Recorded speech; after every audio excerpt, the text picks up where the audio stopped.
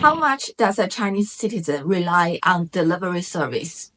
I asked this question to at least 10 friends in China, and their answers are unanimous. They can't even survive a day without delivery service.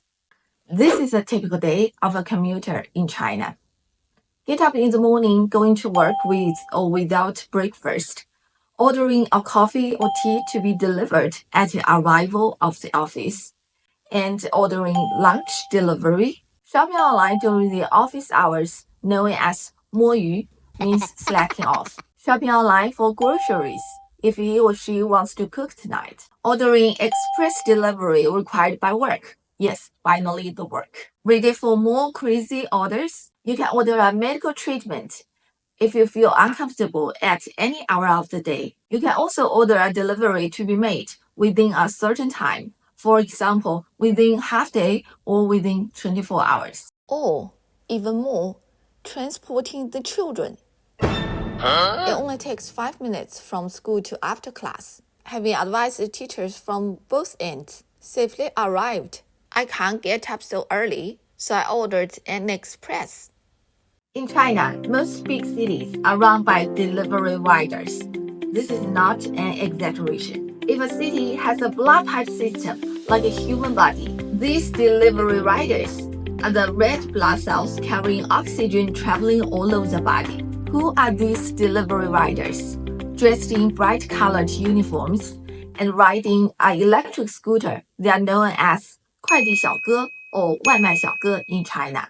There are actually two groups, express delivery and food delivery. The former has a more routine workday because their workload is usually predictable, but the latter's work is hard to define by one word. 小哥 means bro, because over 92% of the delivery riders are males and at the age between 20 and 40s. 77% of them are from rural areas, and only 15% of them have acquired tertiary degrees. 40% of them cover more than 50 kilometers a day. Their work has brought extreme convenience to Chinese citizens while facilitating a remarkable economic acceleration to China. 2024 has seen a 13% increase of total revenue in express sector, and for every second, more than 5,400 parcels were handled. But here comes the sad side of the story. In Shanghai, one rider gets injured and dies every 2.5 days. In Shenzhen, the casualties number of the riders is 12 every 3 months. In Chengdu, one rider dies or gets injured one day at average. These numbers are between 2017 and 18. The epidemic shortly paused this speedy service industry, but the way speeding up has returned since 2020. What is hurrying them up? Why should they raise a delivery over their life? The income of the riders is closely bonded with the number of delivery orders. Most riders can only complete up to 20 orders a day, and more experienced ones can reach 30. This group of people can make 5 to 8,000 yuan a month, but this is not their average income. Very limited number of the riders can make 10,000 a month, and half remains under 5,000. The most important KPI for a rider are two assessments, the time length and the customer's review. When you order a delivery through an app, every item comes with an index of how far it is and how soon it will be delivered. In customer's app page, the time usually means the maximum of your waiting time, while in the rider's page, it means the shortest time a rider can reach you with your order. The system behind will track every rider in real time to see if they exceed the timing. And once they do, their income gets reduced. This system is underpinned by something we've already heard a lot: algorithm. It synergizes all the nodes in a networking, restaurants, building blocks, streets, rivers, etc., and optimizes delivery routes at every second. Every step forward of the technology of the algorithms is shunted. It is crowned in the names of such as Suprabrain, Noah Ark, serving as an administration center, managing all the riders to run a non-stop race, in the veins of the metropolis.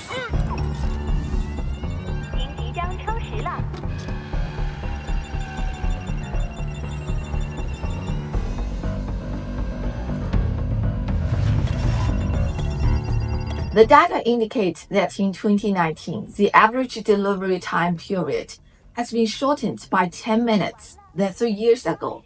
When these companies brag about their bits of achievements in the improvement of the technology for the riders, it is every time a race with a Grim Reaper. Shanghai is a city of many one-way roads. A rider from Shanghai says, if he does not take the wrong way of one way, his orders will reduce by half. Speeding, catching the red, and taking the wrong way of one ways are the three winning formulas for them. Countless examples of how a rider causing an accident can be found on Chinese social media, but the following is my own personal experience. Back to 2016, when I still lived in Beijing, one day when I was driving home, and when I tried to take a turn, I almost crashed over a rider. I was 100% sure I was on green at that time, and he had just dashed out from nowhere. I was totally freaked out, and I got off as well. I offered to send him to the hospital to have a check, but he seemed even more panicked than I was. He kept apologizing without even looking into my eyes, because all he was caring about was his few packages of food in his scooter. Finally, he left without hesitation, only leaving me the words like, I'm fine, it's fine, I'm running late. Timing during the way is just one challenge. The timing of an order includes claiming the order, waiting for the order to be ready by the restaurants, and confirmation of the order by the customers.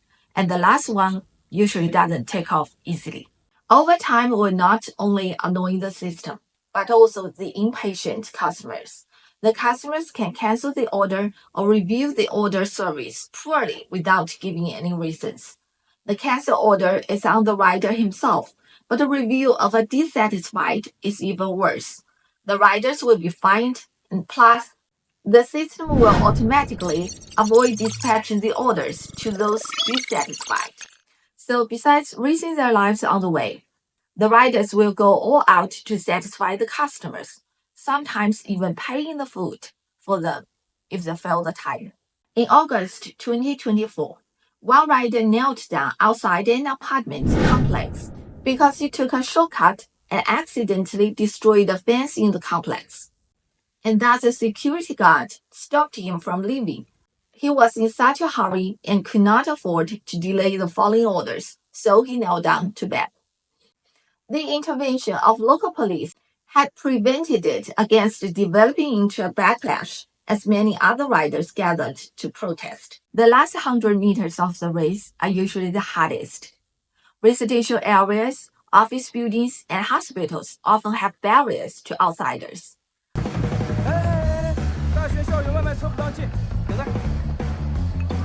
But the system does never recognize the barriers and takes them into consideration. However, the system does take something. This is a recommended route to a rider by the system. The two destinations are at the opposite sides of a highway. It is impossible at any rate to cut through the highway to reach two customers in a row, but the rider made it after all. He rode his scooters across a sky bridge. You can guess what happened next. This recommended route becomes the best route into the configuration. The system, rather like a huge sandbox game, changes its rules every time at internalizing the user-generated contents into a more efficient but ruthless one that drives the riders to outcompete others. Can a rider say no to the system? A rider, if he does not accept whatever is dispatched to him, if he can't find the shortest way to make the order in time, if he does not go all out to satisfy the customers, he'll be discriminated against by the system, left to more difficult orders or zero orders. This is how they order are delivered faster and faster today. No one can see the end of the race so far.